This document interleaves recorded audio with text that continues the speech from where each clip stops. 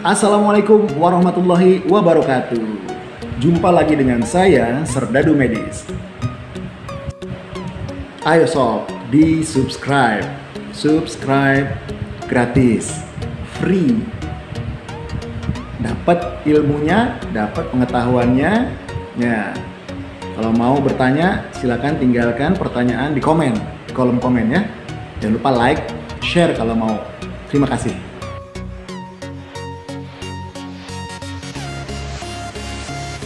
New normal bisa berarti kehidupan normal yang baru. Ini kan program baru dari pemerintah sebagai bentuk berdamai dengan virus corona yang tempo hari sempat dihembuskan ke publik. Pro kontra itu sudah pasti. Program ini disiapkan oleh Kementerian Kesehatan dan rencananya akan diterapkan di 4 provinsi dan 25 kabupaten di Indonesia secara bertahap dalam waktu atau dalam rentang waktu sekitar 1 bulan sampai 2 bulan dengan evaluasi.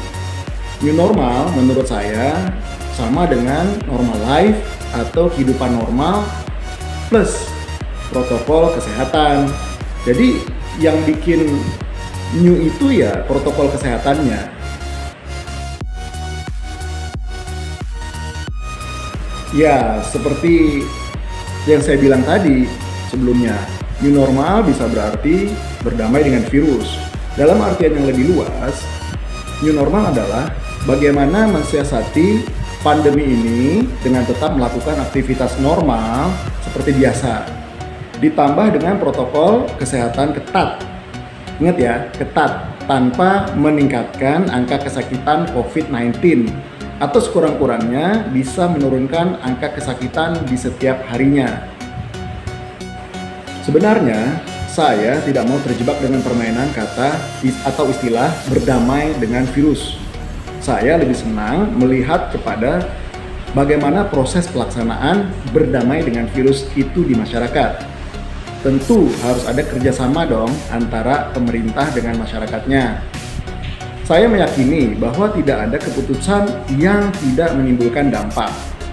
Pemerintah dalam hal ini kan seperti berdiri di atas sebelah pisau. Salah ambil keputusan ya bisa rugi semua pihak. Pokoknya saat ini menurut saya bagaimana protokol kesehatan itu dipatuhi secara ketat. Itu yang terpenting.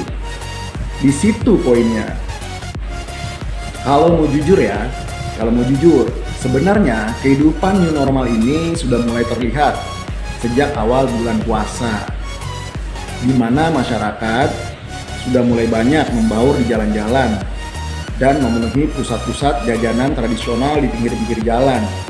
Coba deh perhatikan, banyak banget kan pada saat itu jelang buka puasa, orang pada keluar rumah ke jalan terus memenuhi sentra-sentra jajanan sore, ya kan, tradisional. Hanya yang membedakan adalah ada sebagian masyarakat yang sudah terlihat mengenakan masker dan berusaha menerapkan social distancing. Meskipun belum semuanya sih, tapi ya lumayan lah.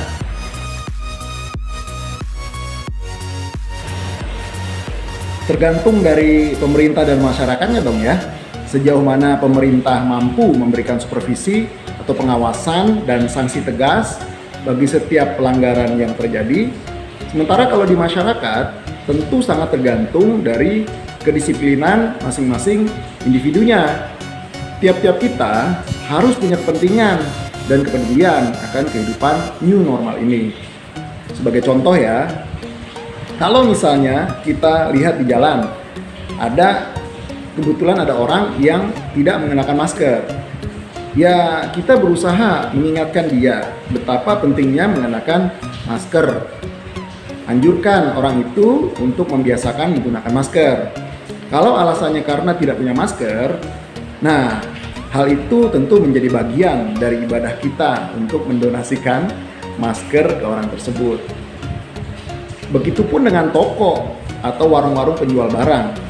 Jika kedapatan ada konsumen atau pembeli yang datang tanpa mengenakan masker, alangkah baiknya untuk tidak langsung melayani konsumen tersebut. ditolak aja. Jangan karena duit, ya semua konsumen yang datang walaupun tanpa masker dilayani, harusnya enggak, ya. Nah, kalau kedapatan ada konsumen atau pembeli yang datang terus dia nggak menggunakan masker, nggak usah dilayani. Bantu ingatkan kalau tanpa masker dia tidak bisa mendapatkan apa yang dia mau. Ini buat pelajaran juga buat dia. Nah, hal-hal seperti ini kan harusnya datang dari kesadaran, ya kan? Ya, dari semua pihak. Nah, kalau hal-hal kecil seperti ini aja tidak bisa kita jalankan, maka jangan terlalu berharap. Jangan terlalu berharap banyak kalau new normal tidak akan sukses. Ya kan? Dalam waktu yang cepat, new normal bisa gagal. Alih-alih angka kesakitan COVID-19 malah risikonya bertambah, malah semakin semrawut, ya kan? So balik lagi deh ke kita, pemerintah sebagai supervisor harus tegas dengan sanksinya, ya kan? Dan kita sebagai masyarakat harus disiplin menjalankan protokol kesehatan tadi. Itu aja sih sebenarnya.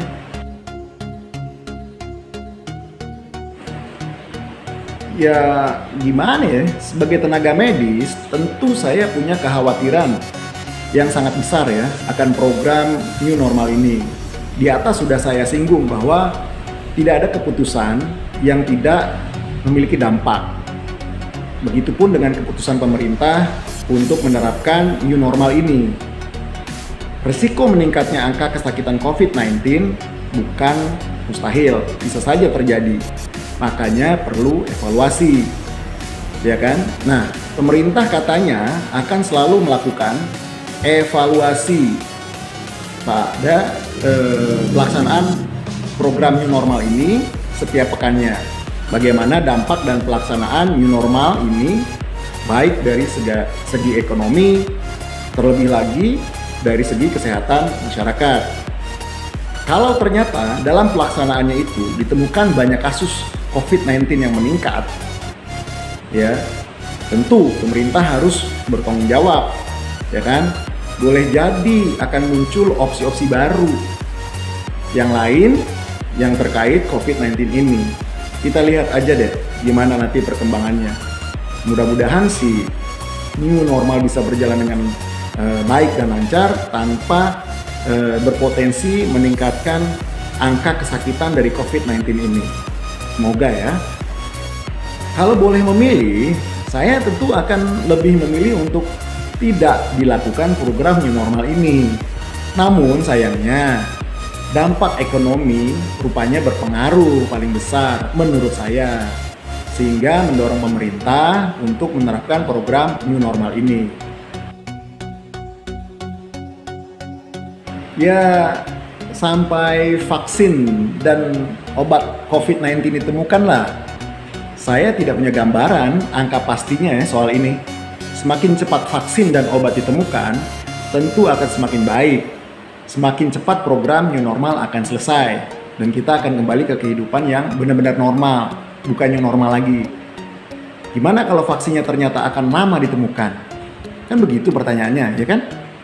Ya, kita harus siap untuk melakukan banyak adaptasi terhadap semua aspek-aspek kehidupan kita, termasuk kepada cara sekolah anak-anak kita, ya kan?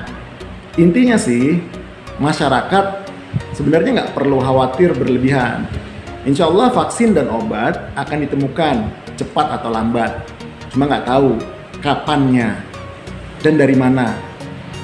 Negara mana yang memproduksi atau berhasil menemukan vaksin tersebut. Kita lihat aja. Intinya sih, begitu menurut saya. Kalau negara kita yang menemukan vaksinnya, pasti akan keren banget ya. Wallahu alam kalau untuk itu dah. Meskipun sebenarnya kita sudah punya perangkat yang memadai untuk bisa ya kepada tahap menemukan vaksin itu.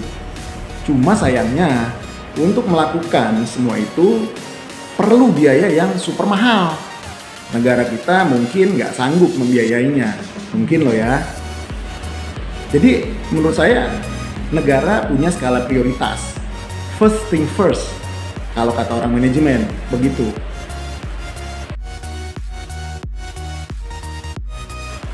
bicara saran ya, kayaknya udah banyak yang pada tahu ya atau mengerti ya. Cuma mungkin saya coba ingatkan lagi deh. Yang pertama, saran dari saya ya, patuhi protokol kesehatan. Jangan ngeyel, jangan songong. Kalau memang nggak bisa selalu stay at home, disiplin dah dalam memegang teguh protokol kesehatan. Kita tidak punya banyak pilihan saat ini. Itu yang pertama. Yang kedua, jaga kondisi kesehatan sebaik mungkin. Istirahat yang cukup, minum air putih yang cukup. Kalau perlu konsumsi vitamin tertentu, terutama vitamin C, jangan stres, perkuat doa dan ibadah, dan rutinkan olahraga yang ringan-ringan aja tapi bisa dilakukan setiap hari. Yang ketiga, lakukan seperlunya saja. Apa maksudnya? Kalau terpaksa, yang ketiga ya, kalau terpaksa harus interaksi dengan orang lain, ya lakukan seperlunya aja. Nggak usah lama-lama, nggak perlu kongko-kongko kayak zaman dulu tuh, ngopi, ngongko, nggak usah. Prinsipnya, kalau nggak perlu-perlu amat dan mendesak, jangan dilakukan. Titik. Itu yang ketiga. Yang keempat, nggak perlu bertamu atau menerima tamu kalau kita tidak yakin akan orang tersebut. Kita nggak akan pernah tahu siapa-siapa aja di antara kita yang berpotensi ya membawa virus. Apalagi dengan adanya program new normal ini, tentu akan semakin menambah luas potensi penularan atau potensi penyebarannya. Itu yang keempat. Yang kelima, nggak usah mengunjungi tempat-tempat liburan atau wisata dulu deh. Karena di sana merupakan salah satu tempat di mana konsentrasi manusia bisa terjadi. Yang keenam, dalam hal beribadah, kalau kita nggak yakin tempat ibadah tersebut bisa mengadopsi protokol kesehatan dalam pelaksanaannya, insya Allah lebih baik dikerjakan di rumah dah. Usahakan tepat waktu dan tetap berjamaah untuk sholat ya bagi kaum muslimin. Begitupun dengan umat beragama lainnya. Nah, kesimpulannya, jangan terlalu paranoid atau parno yang berlebihan terhadap new normal ini. Menurut saya, selama kita bisa menerapkan prinsip-prinsip protokol kesehatan dengan ketat, insya Allah kita akan aman-aman aja. Yuk, kita kuatkan doa juga sama Allah supaya segera membantu kita menemukan vaksin dan obat untuk COVID-19 ini. Mungkin itu aja yang bisa saya sampaikan. Insya Allah ya, mudah-mudahan ada manfaatnya. Oh ya sob, satu lagi nih. Saya pesan banget, tolong hargai jerih payah para dokter dan perawat di rumah sakit. Mereka kerja udah mati-matian, ya kan, meninggalkan keluarga tercintanya di rumah. Mereka sudah capek-capek ya, meluangkan waktu untuk mengurus, merawat, hingga pada tahap membantu menyembuhkan pasien-pasien COVID-19 ini. Tolong hargai jerih payah mereka dan kerja keras mereka. Ya, dengan cara apa? Yaitu tadi, jangan ngeyel, jangan songong. Patuhi protokol kesehatan sekuat mungkin, semampu mungkin, sebisa mungkin. Itu pesan saya. Terima kasih ya.